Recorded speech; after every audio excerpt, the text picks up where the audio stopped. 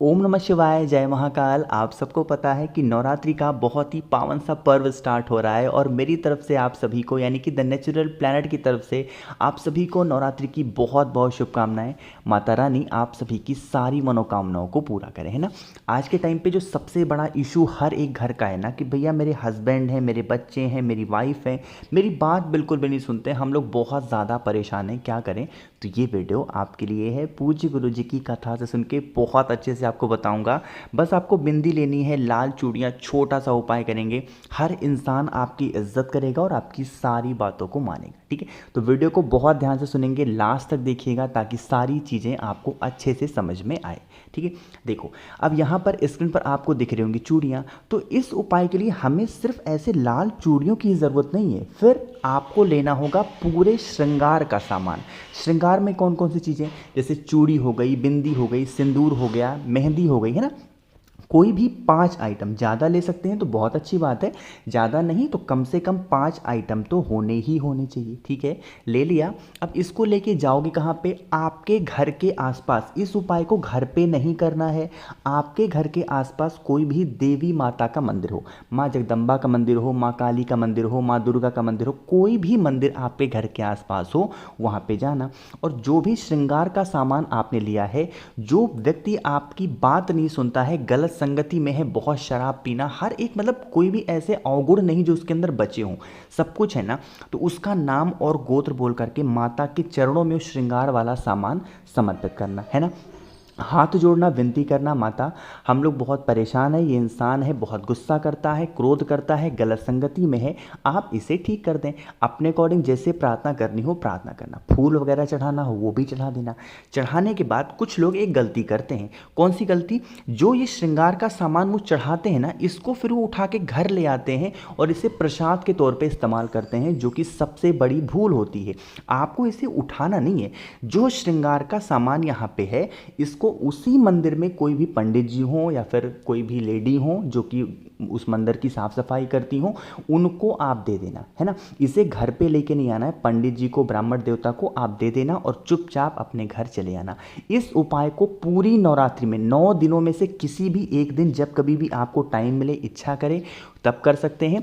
समय की कोई पाबंदी नहीं, सुबह करना हो सुबह कर लो, शाम को करना हो शाम को भी कर सकते हैं। समझ में आई बात मेरी ना। तो इस उपाय को करेंगे, माता रानी आप सभी की सारी मनोकामनाओं को पूरा करें। ठीक, तो पहली चीज़ आपको समझ में आ गई होगी। अब इसी वीडियो में हम लोग बात करते हैं, अब ये उपाय भी किन के लिए है। देखो, जैसे अगर आपके घर में ना बहुत ज़्यादा क्रोध करने वाला कोई इंसान है ना, जैसे कि आप कुछ भी कह दिए तो उसका गलत मतलब निकालना, हर छोटी बातों को लेके चिल्लाना, मारना, पीटना, गलत संगति बहुत ज़्यादा है ना घर में, उसी की वजह से बहुत ज़्यादा अशांति है, तो इस उपाय को करेंगे, है ना।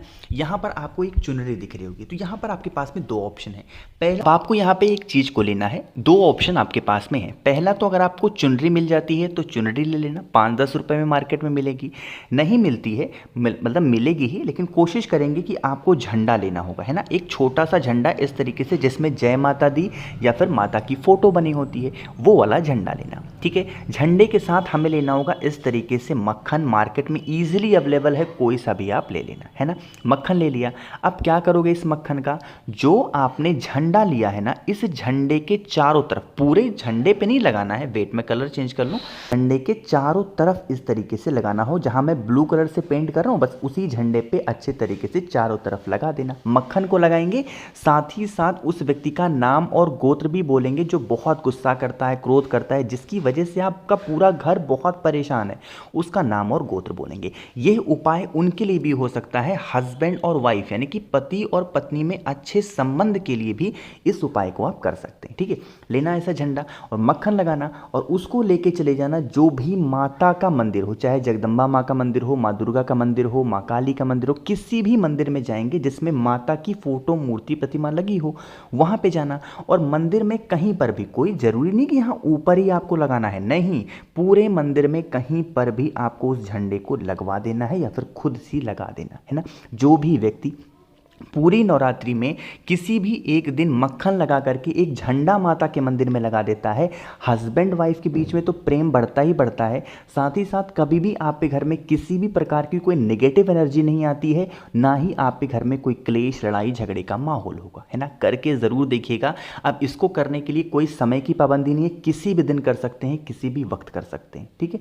समझ में आई बात। चलो तो 2 तो हो गए हैं, आगे बढ़ लेते हैं इसी वीडियो में अपने हम लोग तीसरे उपाय की तरफ। लेकिन अब आपको एक छोटा सा काम करना है, और वो काम है कि वीडियो को कर दीजिए लाइक। जितने भी भाई बहन मेरी इस आवाज़ को पहली बार सुन रहे हैं तो चैनल को सब्सक्राइब करेंगे, ठीक है।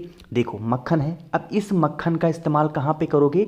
यह आपके अगर हस्बैंड और वाइफ के बीच में बहुत ज़्यादा मिसअंडरस्टैंडिंग होती है, हमेशा हर बात को लेके लड़ना झगड़ना, या फिर घर में आपके हमेशा अशांति बची रहती है, तो भी इस छोटे से उपाय को आप कर लेना, है ना। नवरात्रि स्टार्ट हो गई है, पूरी नवरात्रि में किसी भी एक दिन इस उपाय को आप कर सकते हैं, सुबह दोपहर शाम कभी भी आप कर सकते हैं, ठीक है। क्या करोगे? फिर से तरीके से लेना होगा मक्खन, मार्केट में इजीली आपको मिल जाएगा, बहुत ज़्यादा नहीं, थोड़ा सा मक्खन तो लेना ही लेना। अब इस मक्खन को लेके चले जाना महादेव के शिवलिंग के पास में, पूरी नवरात्रि में किसी भी दिन किसी भी समय चले जाना, और जाने के बाद फेस रखना उत्तर दिशा, नॉर्थ डायरेक्शन। और मैंने आपको कई बार बता रखा है कि महादेव का पूरा परिवार शिवलिंग के ऊपर ही विराजमान है, तो जो माता पार्वती माँ जगत जननी जगदम्बा का स्थान है शिवलिंग पे, वो कौन सा होता है? जिसको हम लोग बोलते हैं कटी भाग, है।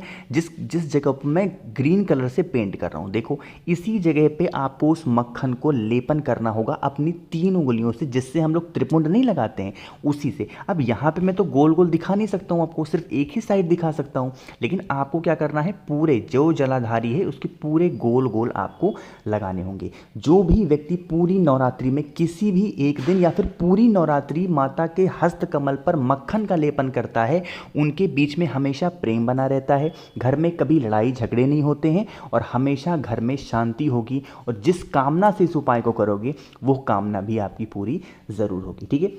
मक्खन को चढ़ाने के बाद उसके बाद आपकी इच्छा हो तो आप जल वगैरह समर्पित कर सकते हैं, जो भी महादेव की पूजन अर्चना करनी हो वो भी आप कर सकते हैं ना। फिर से बता रहा हूँ, नवरात्र के किसी भी दिन किसी भी वक्त इस उपाय को कर सकते हैं, करके देखिएगा आपके घर में हमेशा प्रेम बना रहेगा।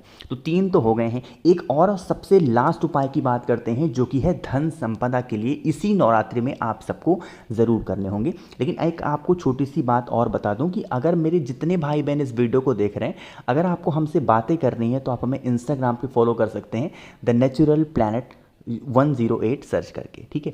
चलो समझते हैं इस उपाय को। स्क्रीन पर आपको बेलपत्र दिख रहा है ना। तो मैंने आपको अभी बताया कि यह उपाय है धन संपदा के लिए, यानी कि लक्ष्मी प्राप्ति के लिए। बहुत परेशान हो, धन है ही नहीं घर में, आते हैं तुरंत खर्च होते हैं, कर्जे बढ़ते जा रहे हैं, तो आपको लेने होंगे इस तरीके से 7 बेलपत्र। कितनी? गिन करके 7 बेलपत्र लेना। 7 बेलपत्र सुंदर होनी चाहिए, प्यारे होनी चाहिए। उन 7 की 7 बेलपत्र को लेके चले जाना किसी भी माँ जगत जननी जगदम्बा के मंदिर में। इस उपाय को आप अपने घर पे नहीं कर सकते, लेकिन करोगे कब पे? शाम के टाइम पे प्रदोष काल में। सुबह के टाइम पे भी नहीं करना है, शाम के टाइम पे प्रदोष काल में माता के मंदिर में जाना, और माता के चरणों में आपको एक एक बेलपत्र समर्पित करनी होगी। अब बेलपत्र का यहाँ पे एक नियम है, एक मंत्र बोलना होगा। वो मंत्र कौन सा है? ओम श्रीम नमः। फिर से बोल रहा हूँ, ओम श्रीम नमः। एक बेलपत्र चढ़ाया, ओम श्रीम नमः। दूसरी बेलपत्र चढ़ाया, ओम श्रीम नमः। तीसरी बेलपत्र चढ़ाया, ओम श्रीम नमः। इस तरीके से बेलपत्र को चढ़ाते जाएंगे, मंत्र का उच्चारण करते जाएंगे। जो भी व्यक्ति पूरी नवरात्रि एक नियम के साथ इन 7 बेलपत्र को माता के चरणों में समर्पित कर देता है, उनके घर में कभी भी धन संपदा की कमी नहीं होती, हमेशा माता लक्ष्मी का वास उनके घर में बना रहता है। बहुत आसान, बहुत इफेक्टिव, बहुत ही प्यारा सा उपाय था। लेकिन एक चीज़ मैं बताना भूल गया, जो ये आपके पास में बेलपत्र है ना, कुमकुम की एक बिंदी आपको इस बड़े पत्ते पे ज़रूर लगानी होगी, ठीक है। उसके बाद ले जा करके चढ़ाना। मंत्र फिर से बोल रहा हूँ, ओम श्रीम नमः। कुमकुम लगाना, 7 के 7 बेलपत्र पे ओम श्रीम नमः का स्मरण करके चढ़ा देना, ठीक है। समझ में आई बात मेरी? तो भाई मैंने तो कोशिश की इस पूरी वीडियो में आप सभी को 4 उपाय बताए हैं। जो उपाय आपको सबसे इफेक्टिव, प्यारा लगता हो, आसान लगता हो, कोई सा भी उपाय कर सकते हैं। मन हो सारे कर लो, मन हो कोई 1-2 कर सकते हैं। तो वीडियो अगर आपको पसंद आई हो तो लाइक करिएगा। कुछ पूछना हो नीचे कमेंट सेक्शन में पूछ सकते हैं, और जितने भी भाई बहन मेरी इस आवाज़ को पहली बार सुन रहे हैं तो चैनल को सब्सक्राइब करिएगा। ओम नमः शिवाय, जय महाकाल।